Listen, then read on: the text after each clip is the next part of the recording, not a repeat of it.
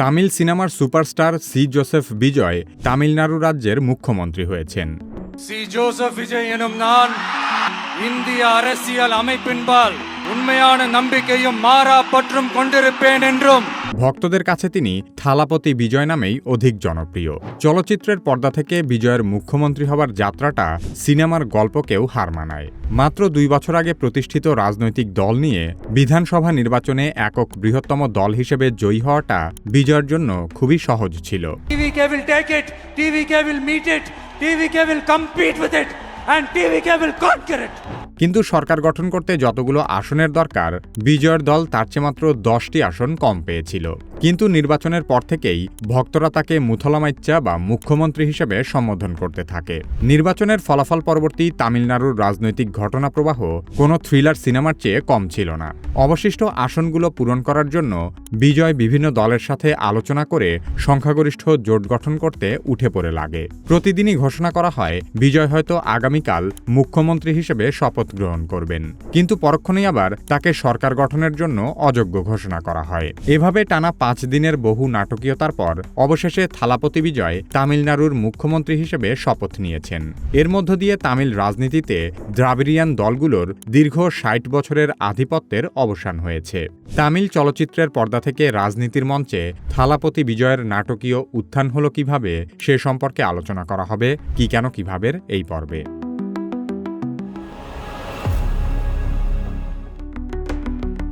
থালাপতি বিজয় 1974 সালের চেন্নাইয়ে জন্মগ্রহণ করেন। তার বাবা এস.এ. চন্দ্রশেখর ছিলেন একজন চলচ্চিত্র পরিচালক এবং মা শোভা চন্দ্রশেখর ছিলেন বিখ্যাত গায়িকা।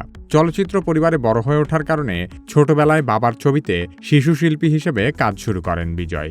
1992 সালে বিজয় নায়ক হিসেবে প্রথম ছবিতে অভিনয় করেন। 1990-এর দশকের শেষের দিকে তাকে বেশিরভাগ ক্ষেত্রেই রোমান্টিক নায়ক হিসেবে দেখা যেত। 2000-এর দশকের শুরুতে প্রতিবাদী যুবকের চরিত্রে বিজয় বেশি অভিনয় করেন। এরপর 2012 সালের পর থেকে তাকে ক্রমশই একজন ত্রাণকর্তা এবং জনগণের স্বঘোষিত রক্ষক হিসেবে দেখানো হতে থাকে। এসব চলচ্চিত্রে বিজয় দুর্নীতিগ্রস্ত ব্যবস্থার বিরুদ্ধে লড়াই করে সাধারণ মানুষকে রক্ষা করার নায়কের চরিত্রে বারবার উপস্থিত হয়েছেন। বিজয় তার সিনেমায় বিনোদনের পাশাপাশি সমাজের বিভিন্ন সমস্যা, দারিদ্র্য, অসমতা নিয়ে কথা বলেছেন, যা মানুষের মনে গভীর ছাপ ফেলেছে। তখন থেকেই তাকে থালাপতি বা সেনাপতি নামে ডাকা হতে থাকে। অভিনেতা বিজয়ের জনপ্রিয়তা ও নেতৃত্বের গুণাবলী বোঝাতে ভক্তরা তাকে এই থালাপতি উপাধি দিয়েছিল। 2024 সালের ফেব্রুয়ারিতে থালাপতি বিজয় তামিলাগা ভেট্রি কাজাগম বা টিভিকে নামে নতুন একটি রাজনৈতিক দল গড়ে তোলেন। তামিলাগা ভেট্রি কাজাগম অর্থ হল তামিলদের জয়ের দল। 2024 সালের শেষের দিকে বিজয় তার দীর্ঘ প্রায় 3 দশকের চলচ্চিত্র ক্যারিয়ার থেকে অবসর গ্রহণ করেন। অভিনয় বাদ দিয়ে তিনি পুরোপুরি রাজনীতিতে মনোযোগ দেওয়ার ঘোষণা দেন। বিজয় থালাপতির রাজনৈতিক উত্থানও একেবারেই সিনেমার গল্পের মতোই নাটকীয় এবং অসাধারণ। সত্যি কথা বলতে বিজয় আনুষ্ঠানিকভাবে মাত্র 2 বছর আগে রাজনীতি শুরু করলেও এর প্রস্তুতি আসলে অনেক আগেই শুরু হয়েছিল। 2024 সালের মধ্যে সমগ্র তামিলনাড়ুতে বিজয়ের প্রায় 85,000 ফ্যান ক্লাব ছিল। এসব ফ্যান ক্লাবের প্রত্যেকটিতে কমপক্ষে 25 জন করে সক্রিয় সদস্য ছিল। তার মানে রাজনীতিতে আসার আগেই তামিল রাজ্যে বিজয়ের কমপক্ষে 21,25,000 কর্মী ছিল। থালাপতি বিজয়ের ফ্যান ক্লাবের আনুষ্ঠানিক নাম বিজয় মাকাল ইয়াক্কাম, বাংলা যার অর্থ বিজয় জনকল্যাণ সংস্থা। অভিনেতা বিজয়ের ভক্তদের দ্বারা পরিচালিত এই সমাজ কল্যাণমূলক সংগঠন স্বেচ্ছায় রক্তদান, শিক্ষাবৃত্তি এবং খাদ্য বিতরণ কর্মসূচির মতো নানা জনসেবামূলক কর্মকাণ্ড পরিচালনা করত। 20 লক্ষাধিক লোক আগে থেকেই বিজয়ের নেতৃত্বে মাঠে কাজ করছিল। তারা ছিল একই সাথে সাংগঠনিকভাবে শক্তিশালী, প্রশিক্ষিত এবং প্রতিটি জেলায় বিজয়ের হুকুম পালনের জন্য সর্বদা প্রস্তুত। ভারতের অন্যান্য রাজনৈতিক দলগুলো ঠিক এই কাজটি করার জন্যই বছরের পর বছর ধরে চেষ্টা করে যায়। এই ধরনের শক্তিশালী কাঠামোকে বলা হয় গ্রাউন্ড গেম বা নির্বাচনী রাজনীতির ভাষায় বুথ লেভেল প্রেজেন্স। এই বিষয়টি তৈরি করাই রাজনীতির ময়দানের সবচেয়ে চ্যালেঞ্জিং, সবচেয়ে ব্যয়বহুল এবং সময় সাপেক্ষ বিষয়। শুধুমাত্র এই ধরনের কাজ করার কারণেই আরএসএসকে বিজেপির মেরুদণ্ড বলা হয়। আরএসএসের মাধ্যমেই বিজেপি সমগ্র ভারতে তাদের কট্টরপন্থী আদর্শ বাস্তবায়ন করছে। কিন্তু এরকম বুথ লেভেল প্রেজেন্স তৈরি করতে বিজেপিকে দীর্ঘ ৩০ বছর নিরলসভাবে কাজ করতে হয়েছে, যার পেছনে তাদের লক্ষ কোটি রুপি খরচ করতে হয়েছে। কিন্তু বিজয় রাজনীতিতে প্রবেশের আগেই এরকম একটি সংঘবদ্ধ বাহিনী তৈরি করে ফেলেছিল। সে কারণেই বিজয়ের দলটি প্রথাগত রাজনৈতিক দলের বদলে একজন সুপারস্টারের ফ্যান ক্লাবের মতোই কাজ করে। এই দল ২০২৪ সালে গঠিত হয়নি, বরং বহু আগে থেকেই দলটির কার্যক্রম চলছিল। তারা শুধুমাত্র ২০২৪ সালে রাজনৈতিক দলের নিবন্ধন নিয়েছে, আর তাই রাজনৈতিক দল হিসেবে আত্মপ্রকাশ করার সাথে সাথে সমগ্র তামিল জুড়ে থালাপতি বিজয়ের নির্বাচনী প্রচারণা কার্যক্রম দাবানলের মতো ছড়িয়ে পড়ে। থালাপতি বিজয়ের রাজনৈতিক ক্যারিয়ারের সবচেয়ে বড় চ্যালেঞ্জ হল তামিলনাড়ুর দুটি পুরনো বড় দল। একটির নাম দ্রাবিড় মুন্নেত্র কড়গম বা ডিএমকে এবং অন্যটি হল অল ইন্ডিয়া আন্না দ্রাবিড় মুন্নেত্র কড়গম বা এআইএডিএমকে। এছাড়া বিজয় কেন্দ্রীয় রাজনীতির দিক থেকে বিজেপিকে তার আদর্শগত শত্রু হিসেবে বিবেচনা করে। দীর্ঘদিন ধরে তামিলনাড়ুর রাজনীতি ডিএমকে আর এআইএডিএমকের মধ্যে আটকে ছিল। ঘুরে ফিরে এই দুটি দলই বারবার পালাক্রমে ক্ষমতায় আসত। তামিলনাড়ুর সর্বশেষ মুখ্যমন্ত্রী ডিএমকে দলের এম.কে. স্টালিন অত্যন্ত শক্তিশালী একজন রাজনীতিবিদ। তিনি ১৯৮৯ সাল থেকে পার্লামেন্টের সদস্য। অতীতে তিনি একাধিকবার মন্ত্রী এবং তামিলনাড়ুর উপমুখ্যমন্ত্রী সহ বিভিন্ন দায়িত্ব পালন করেছেন। এমনকি এম.কে. স্টালিনের বাবা এম.এ. করুণানিধি তামিলনাড়ুর ৫ বারের মুখ্যমন্ত্রী ছিলেন।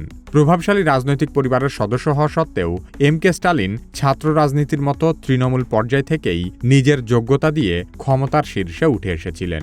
সে কারণে তাকেও বলা হতো থালাপতি স্টালিন।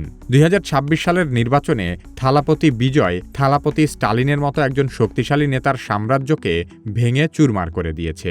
তামিল রাজনীতিতে বিজয়ের আরেক প্রতিপক্ষ দল হল এআইএডিএমকে। এই দলটির উত্থান হয়েছিল অনেকটা বিজয়েরই মতো। এআইএডিএমকের প্রতিষ্ঠাতা হলেন বিখ্যাত তামিল অভিনেতা এবং জননেতা মারুদুর গোপালান রামচন্দ্রন, যিনি সবার কাছে এমজিআর নামে অধিক পরিচিত। এমজিআর তামিল সিনেমার এক কিংবদন্তি নায়ক ছিলেন। তার সিনেমায় দেখানো ন্যায়ের লড়াই, গরিব মানুষের পক্ষে থাকা এবং সাহসী চরিত্রগুলো তাকে অসম্ভব জনপ্রিয় করে তুলেছিল। তিনি প্রথমে ডিএমকে দলে যোগ দিয়েছিলেন, কিন্তু ১৯৭২ সালে দলের সাথে মতবিরোধের কারণে ডিএমকে ত্যাগ করেন। তখন তিনি দ্রাবিড় মুন্নেত্র কড়গম নামের সামনে অল ইন্ডিয়া আন্না যোগ করে নতুন দল গঠন করেন। সেই থেকে দ্রাবিড় মুন্নেত্র কড়গম এবং অল ইন্ডিয়া আন্না দ্রাবিড় মুন্নেত্র কড়গম কাছাকাছি নামের দুটি দল তামিলনাড়ু শাসন করে আসছে। দল দুটির নামের যেমন মিল, তাদের কাজও ঠিক একই রকম। সাধারণ মানুষ দীর্ঘদিন থেকে এই দুই দলের দুর্নীতি ও পরিবারতন্ত্রের বাইরে নতুন কোনো বিকল্প খুঁজছিল, আর সেই শূন্যস্থান পূরণ করেছে বিজয়ের দল তামিলাগা ভেট্রি কাজাগম বা টিভিকে। থালাপতি বিজয়ের টিভিকে নতুন রাজনৈতিক দল হয়েও ২০২৬ সালের তামিলনাড়ু বিধানসভা নির্বাচনে একক বৃহত্তম দল হয়েছে। তারা তামিলনাড়ু বিধানসভায় মোট ২৩৪টি আসনের মধ্যে ১০৮টি আসনে জয়লাভ করেছে। কিন্তু সরকার গঠন করতে হলে অন্তত ১১৮টি আসন দরকার। তাই ব্যাপক সাফল্য দেখানোর পরও একক সংখ্যাগরিষ্ঠতার অভাবে থালাপতি বিজয় বিনা বাধায় তামিলনাড়ুর মুখ্যমন্ত্রী হবার অযোগ্য হন। ক্ষমতায় যাওয়া নিশ্চিত করতে বিজয়ের দল কংগ্রেস, ভিসিকে, সিপিআই, সিপিআইএম এবং আইইউএমএল এর সমর্থন নিয়ে সংখ্যাগরিষ্ঠ জোট গঠন করেছে। তবে এর মধ্যে কোনো ছোট দল প্রথমে সমর্থন জানিয়ে পরে আবার তা অস্বীকার করেছিল। তাই বিজয়ের সরকার গঠনের বিষয়টি অনিশ্চিত হয়ে পড়ে। সেই সুযোগে বিজয়কে ঠেকানোর জন্য তামিলনাড়ুর পুরনো চিরপ্রতিদ্বন্দ্বী দলগুলোও নিজেরা জোট বেঁধে ক্ষমতায় যাওয়ার চেষ্টা করেছে। যদিও ডিএমকে পেয়েছে ৫৯টি এবং এআইএডিএমকে পেয়েছে ৪৭টি আসন। তারা জোট বাঁধলেও মাত্র ১০৬টি আসন হতো। সেক্ষেত্রে তামিলনাড়ুর প্রধান দুই রাজনৈতিক দল একসাথে মিলেও ক্ষমতায় যেতে পারত না। সেই সাথে বিজয় যেহেতু কেন্দ্রীয় সরকার বিজেপিকে তার আদর্শগত শত্রু মনে করে, তাই বিজেপিও তাদের কেন্দ্রীয় সরকারের ক্ষমতাকে কাজে লাগিয়ে থালাপতি বিজয়ের উত্থান ঠেকানোর জন্য সর্বাত্মক চেষ্টা চালিয়ে গেছে। যেহেতু কোনো দলই একক সংখ্যাগরিষ্ঠতা অর্জন করতে পারেনি, তাই বিজয় যদি নির্ধারিত সময়ের মধ্যে জোট গড়তে না পারত, তাহলে তামিলনাড়ুতে রাষ্ট্রপতি শাসন চালু হয়ে যেত এবং রাজ্যটিতে নতুন করে আবারও নির্বাচন হবার সম্ভাবনা ছিল। কিন্তু দীর্ঘ 5 দিনের এক শ্বাসরুদ্ধকর নাটকীয়তার পর থালাপতি বিজয় জোট গঠন করতে সফল হওয়ায় তিনি তামিলনাড়ুর নবম মুখ্যমন্ত্রী হিসেবে দায়িত্ব গ্রহণ করলেন। তবে থালাপতি বিজয়ের নির্বাচনী ইশতেহারে এমন কিছু বিষয় আছে যা পূরণ করতে গেলে তামিল রাজ্যের অর্থনীতি দেউলিয়া হয়ে যাওয়ার আশঙ্কা রয়েছে।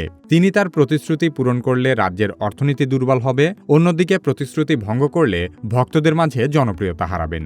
সিনেমার নায়ক থেকে রাজনীতির মঞ্চে এসে বাজিমাত করাটা তামিল রাজনীতিতে নতুন কিছু নয়, কিন্তু জনপ্রিয়তা ধরে রেখে দুর্নীতির বিরুদ্ধে লড়াই করে জনগণের সেবা করে যাওয়াটা সম্পূর্ণ ভিন্ন বিষয়। থালাপতি বিজয়ের কাছে তামিল জনগণের যে পাহাড়সম আকাঙ্ক্ষা তা আদৌ পূরণ হবে কিনা তা সময়ই বলে দিবে।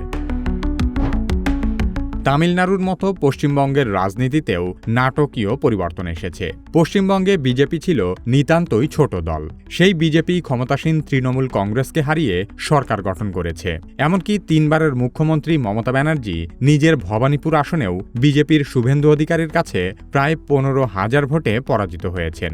মজার ব্যাপার হলো, এই শুভেন্দু অধিকারী একসময় মমতা ব্যানার্জির অত্যন্ত ঘনিষ্ঠ সহযোগী ছিলেন এবং তাকে মমতা ব্যানার্জির উত্তরসূরিও মনে করা হতো। এবারের পশ্চিমবঙ্গ নির্বাচনে মমতা ব্যানার্জির 15 বছরের ক্ষমতার পতন ঘটল কিভাবে সে সম্পর্কে জানতে চাইলে কি কেন কিভাবের এই ভিডিওটি দেখতে পারেন। আপনি যদি কি কেন কিভাবের মতো প্রফেশনাল ভয়েস ওভার করতে চান, তাহলে কি কেন কিভাবে একাডেমির voice over and audio techniques কোর্সে ভর্তি হতে পারেন। ভিডিও ডেসক্রিপশন ও পিন কমেন্টে কোর্সের লিংক দেওয়া আছে।